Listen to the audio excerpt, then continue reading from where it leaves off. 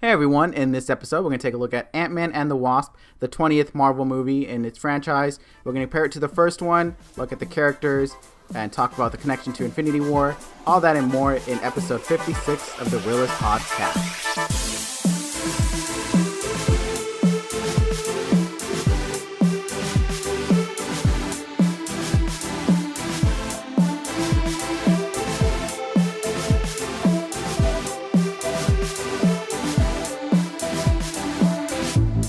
Hola, listeners. I am Oscar. Konnichiwa. I am Donnie. Oh, didn't expect that. And salutations from Ruben. Bonjour from Ruben. But yes, producer. Thank you for listening to our podcast, the Reel-ists podcast. We really do appreciate it. Each and every time that you listen, first-time listeners, welcome. We hope you can enjoy this and hope you want to stay tuned for more episodes in the future. And all of our returning listeners, thank you again. You guys are awesome. And I do also want to just quickly throw a thank you to everyone that's been participating in the Clap It support of my audition video. I believe it's going to close on the 14th. So by the time this episode goes on air on Thursday, it should still have enough time. So if you haven't done so, I really appreciate it. If not, thank you again. Even for the consideration, to be honest. But yes, just wanted to do that quick shout out to that. And yeah, I think we're ready to get into the nitty gritty of the spoiler review for Ant-Man and the Wasp. Dun dun dun. It's gonna be awesome. It was what the review. The review. Like you already the discussion. It's gonna be awesome. But yes, let's go ahead and go straight into it, Donnie. Quick thoughts on this movie. I thought it was really good. So I was telling you guys before we started recording, or I was telling Ruben this, that before we saw this film, I was a little hesitant because I was like, I'm still kind of gathering my thoughts on Infinity War. I know that was like so months ago, but I was like, I don't know how much attention I want to give this film, knowing that it's kind of running, parallel to Infinity War, but it's not about Infinity War, because I'm just trying to, I'm ready for that second part, so I wasn't sure how, I guess, into it I was going to be, but the film was really... What are you doing? I'm sorry. Okay. I wasn't sure what you were doing. I'm sorry. All right, let me have you face it. No, I got it. My bad. I wasn't sure. But I was shy. I was. I thought you'd be like, is he recording this or something? Like on his phone? Yeah, I know. We're doing a live feature now. We're switching things up. But no, the film did deliver. It was more. I got more than what I expected. I was super into it. I think it was great. I think the cast is stellar. I mean, Paul Rudd, Evangeline Lilly. What's the guy's name? The older gentleman's name? Michael Douglas. I always get Michael Douglas, Michael Keaton. Is there a Michael Keaton? Yes, that's the original Batman. That's Vulture. And then you know Spider-Man. Who I also get Michael Douglas confused with, like looking at him. I always get him mixed up with is it Emilio Estevez? Maybe. What? There's another actor, right? Do you know? Okay, so could you kind of see the resemblance? I don't know why I always do. That name just did not click. That's what I was like. What? All right. So, anyways, but I was expecting like a Henry something or like a common name. I know. But the cast was great. Michael Pena. Everyone. It's a great cast. Michelle Pfeiffer was in this, and she was, I loved it for what she was in it. Lawrence Fishburne was in it. Yes, and the girl from Ready Player One was in it. Which girl? She was like the the bad guy, bad girl. The bad girl. She was yes, the bad girl again in this one. Ghost. Yeah, she was Ghost. But I think the cast was great. And the storyline itself was like really interesting. I was really into it. I love when like these kind of films it's kind of centered around this kind of scientific thing, or there's like quantum realm, and like you get to kind of learn. It's kind of like you get to kind of learn while watching the film, which is cool. Learn with a grain of salt. Yeah, seriously. It's not like I'm walking away like, I know everything about like quantum physics or I'm this physicist now, but... Or as Scott said in one of the parts, did you just add the word quantum to anything? Yeah. But I liked the film. I really did. the mid-credit scene got me so amped, like probably one of my favorite mid-credit scenes ever, just because I guess I just didn't have it in mind. I won't say what it was yet, but I didn't have it in mind, and then when I saw it, and I was like, nuh-uh. So, I mean, just for that scene alone, I would say go watch the film. But the film was great. I think everyone, if you like obviously if you like Marvel, even if you're into Marvel films, you're gonna love this film.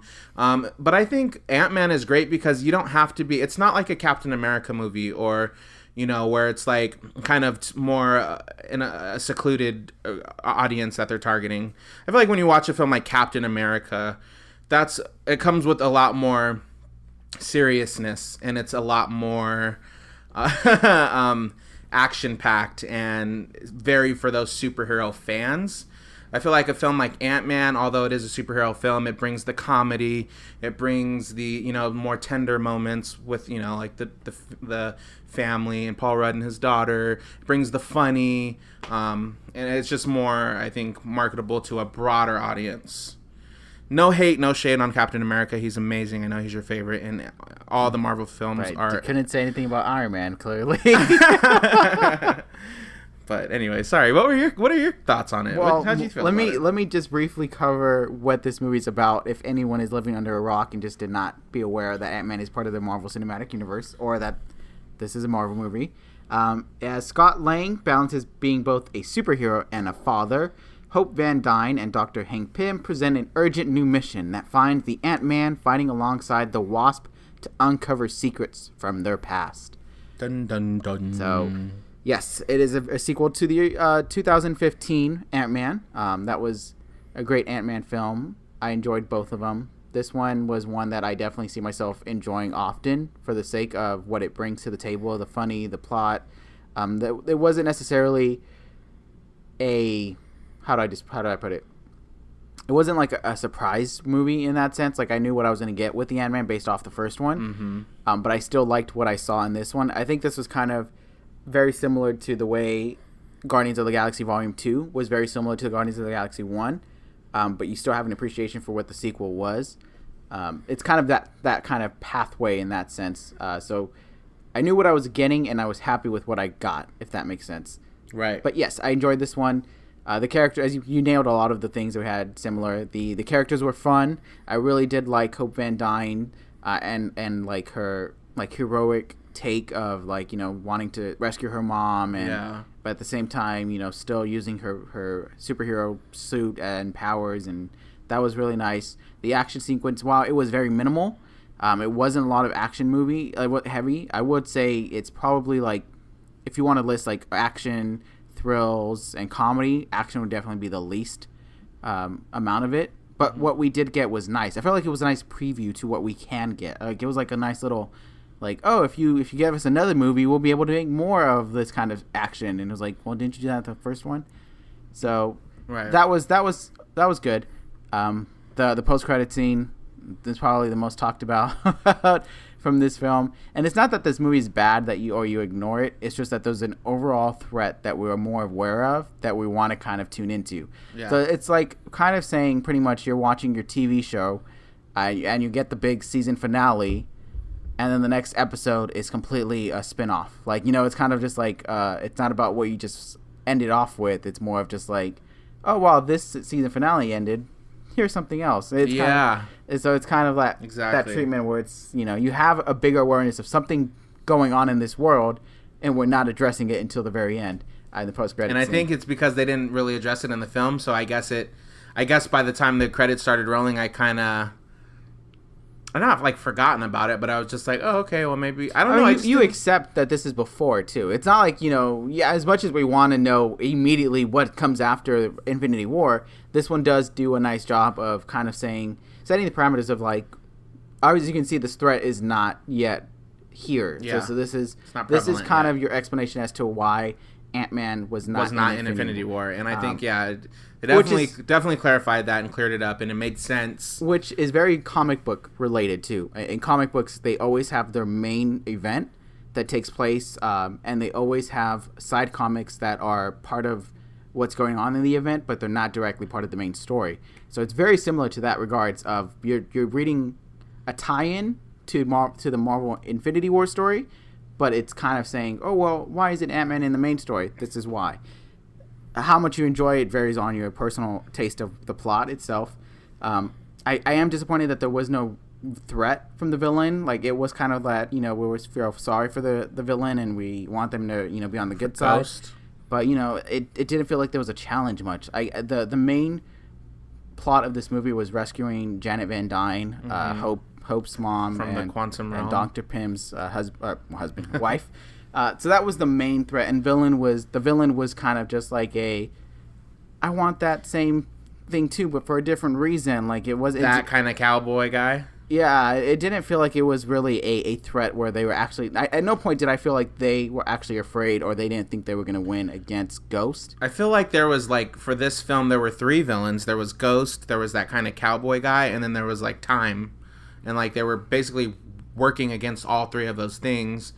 And I feel like Ghost was the most one I was worried about because I was like, these cowboy guys, they're gonna kind of be a hiccup. They have no powers, yeah. Yeah, they don't have powers or any real. They can't really do much. They're more business suits, but yes, I get. Yeah, but I was like, they might cause some delays in the right what they're trying to do, but it's not going to be that big of a deal. And then Ghost, she was the one who could really stand up against Ant-Man and the Wasp, so that was concerning me a little bit.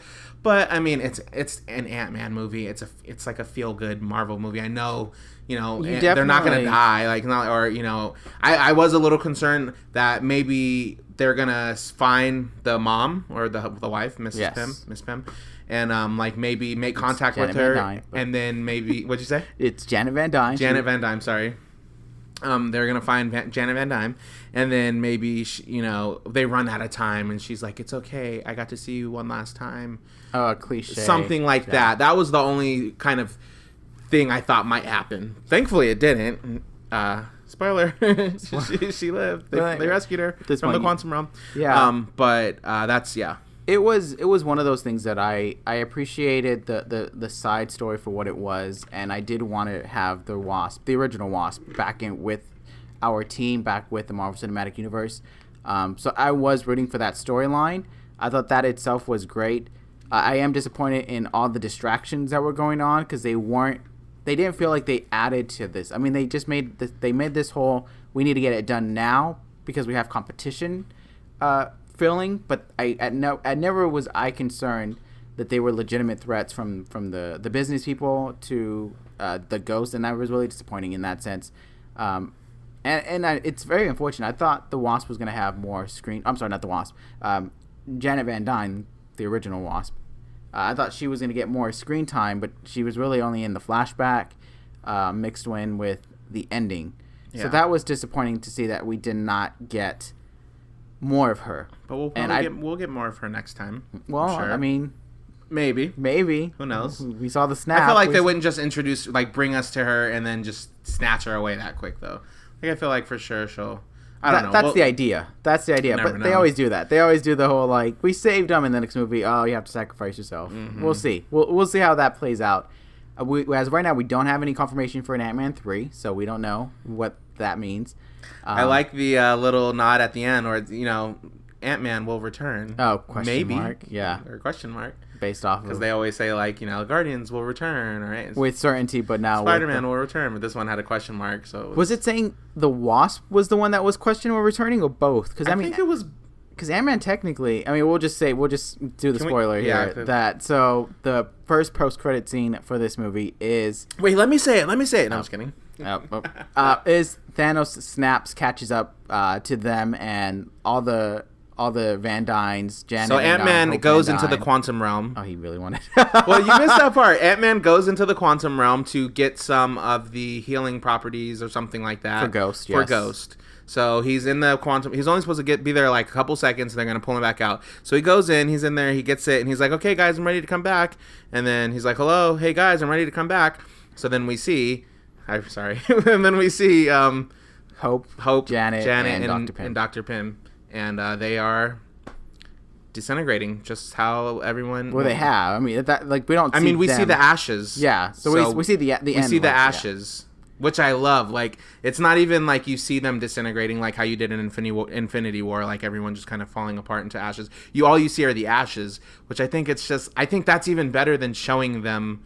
Like, if they would have done the same thing with Infinity War, where they're like looking at their hands and arms, and that would have been cool. But just the fact that you just have like little scatters of, little shrapnels of ashes, it's like alluding to basically what we know happened. Yeah, that's so I true. thought even just that little detail was like, I was like, yes, I was like, it's so cool. Oh, I'm like getting goosebumps thinking about it. So so that's the big secret. So that's why they say will return with the question mark is. So we don't know because Ant-Man is now stuck in the quantum realm. I mean, are we saying based off the movies? Or we're not talking about like any leaked set photos, right? We're just talking about. We're just the movie. Oh, okay. Then yes, that we don't know. Oh, you got some inside. You got some inside information. I mean, you got the inside scoop. It's not inside scoop. It was like leaked photos of on set, and we do see. I don't want to hear that. And we do see things, but see, and that's. Didn't we talk about this? About leaks? I can't even go to that. About how when you go on the internet and you see pictures from the set and you see these news articles and they take you out of the story of the film because we were talking about this, like Guardians of the Galaxy. Like, oh, we know there's a third Guardians of the Galaxy, so we know not all of the Guardians are gonna die. Spider-Man 2. So it's like, yeah, Black so it's Panther like success. It takes you out of it, like, because you're getting updated all the time about, oh well, Paul Rudd just signed another contract for another 2 films for Ant-Man, so we know there's gonna be 2, something like that. I get that. It's like it's frustrating sometimes. I do get that. But if you're seeking that information, sure, like that's fine. But if you're just like, just want to be in the moments of the film and the story and the characters, to get like that kind of outside information. I mean, it depends on what your outlet is in that manner. Because to me, knowing the set photos and seeing some of those things, it intrigues of like, where is this story going? What does this mean? Trying to piece it together. So if you're that kind of like person that loves that thrill of like, oh, this could be a possibility, or here's a fan theory of how they bring back the Avengers and all that stuff. So I think that's fun. Yeah. I do like to do that as well, seeing like those kinds of like, oh, this person has been cast for this character, and you're just like, oh, how does this character incorporate, especially for the comic books. I mean, I won't say that's necessarily for like the non comic book related movies, but it's fun in that regards. But I could see some people that just want to go based off what they know in the movie. If you did not know anything was coming out afterwards, as of right now, I don't even know if you would even know if the Avengers are coming out. Like, you would probably, technically, you would not know that a sequel to the Avengers was coming out. You would have a gut feeling based off how it ended. I mean, yeah, like it left on such a. But it didn't say like Avengers Returns 2019. Like, there's been no like trailer or poster or teaser to say like it is confirmed. Well, technically, no, because then you go back to spoiling it.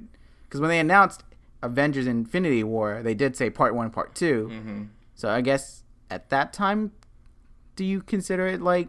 I guess not that. I mean, I guess like no, not in that sense, but because they originally announced it Part 1, Part 2, and then they backtracked and said, just kidding, the Avengers Infinity War is by itself. There's no Part 2, but there's an Avengers 4. But now we're like, oh, so there was. I didn't know that. Yeah, I didn't know they backtracked and were like, they're like, no, it's just Part 1, guys. There's no Part 2. It's just Part 1. It's its own movie, its own contained story. That's weird. But as you can see, it's not. Yeah, like why? But so okay, but not to. Sorry, that's like a discussion episode. That's that was our Marvel discussion. I'm sure people are gonna be like, that's what I want to listen to. Maybe.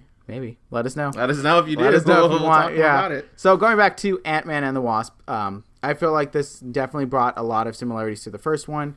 I definitely enjoyed it. I really enjoyed the truth serum scene. Yeah. The other scene that I enjoyed was the what was it? Not the chase sequence. There was a part. It slipped. There was another moment. It probably come back to me. But I really did enjoy it. I think the characters did great.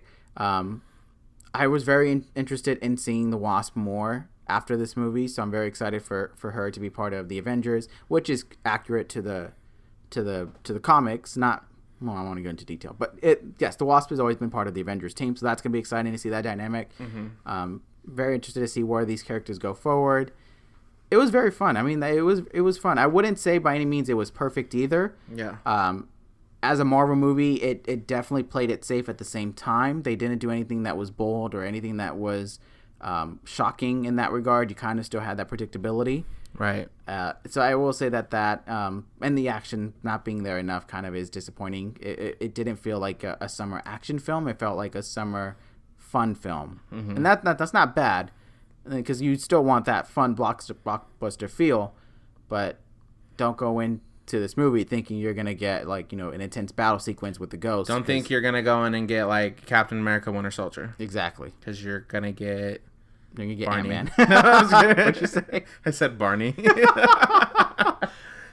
So yes, that was my quick reviews here.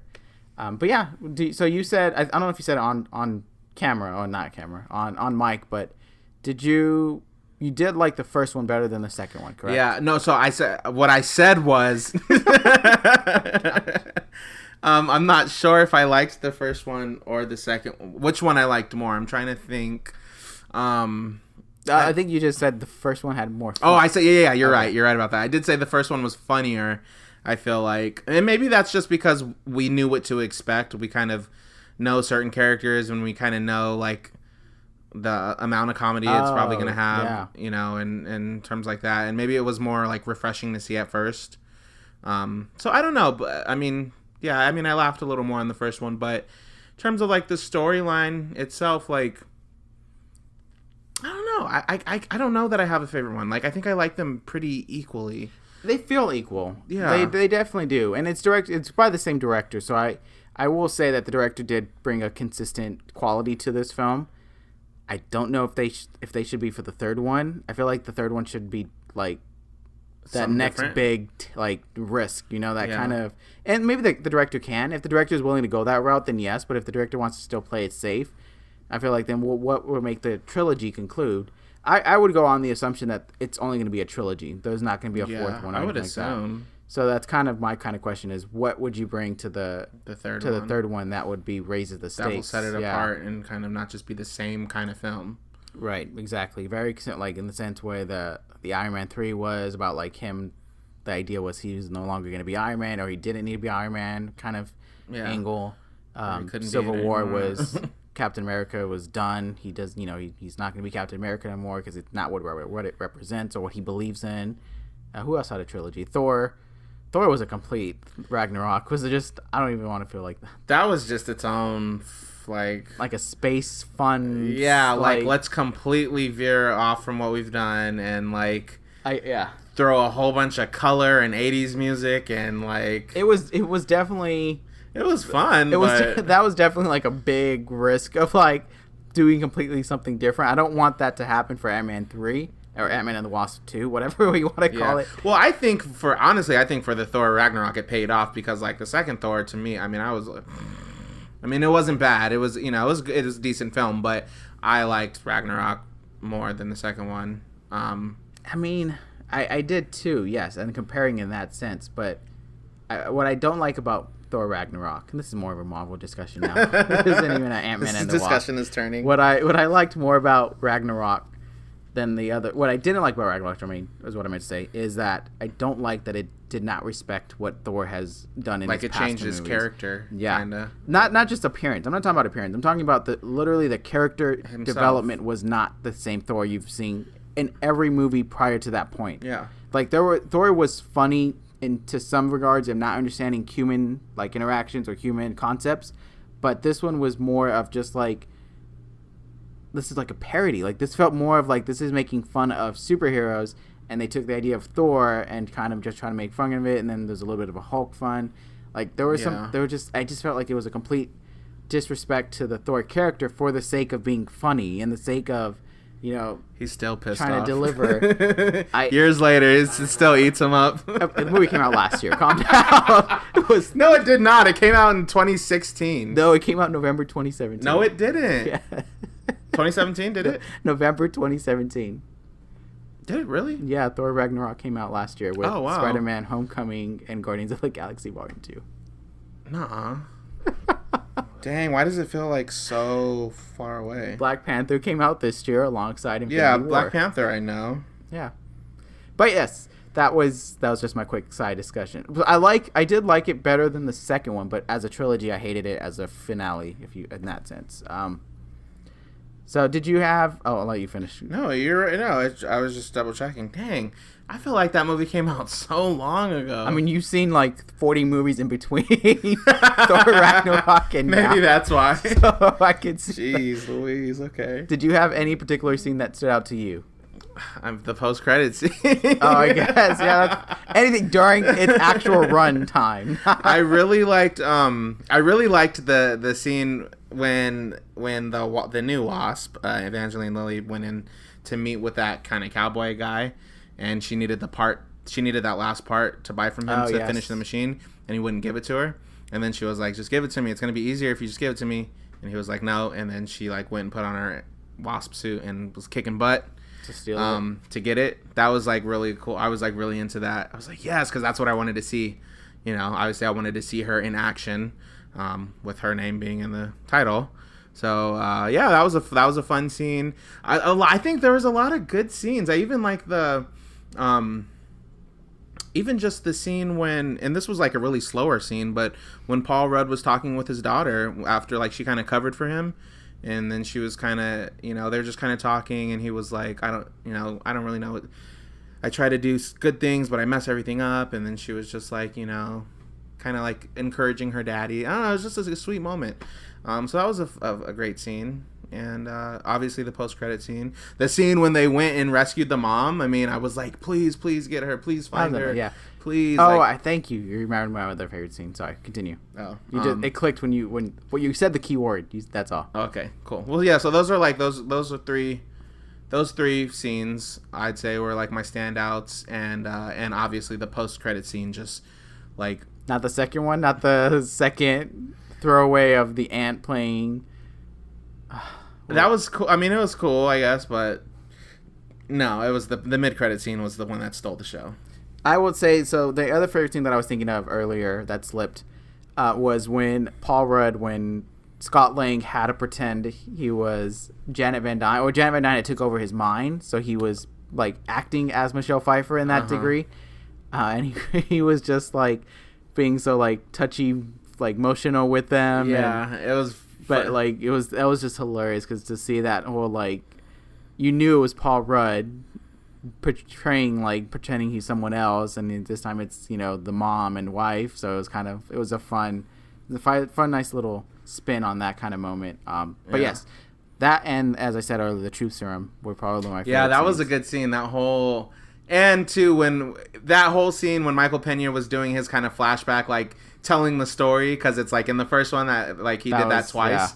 So I'm glad that they reverted back to that, and because that was really funny, and you got to see like like the Wasp or Hope, was in it, and I feel like this one did it a lot better than the first one did in terms of like the actors saying in Michael Pena's voice or like speed. Mm-hmm. I felt like this one was better than the first one. They got it really good, and I liked it. Like it was like the main characters that he was talking about, so we saw all of them, everyone in like a lot of the people in the movie. Like the three main characters, as opposed to just like people we don't know, like the first one. So yeah, that was a great scene too.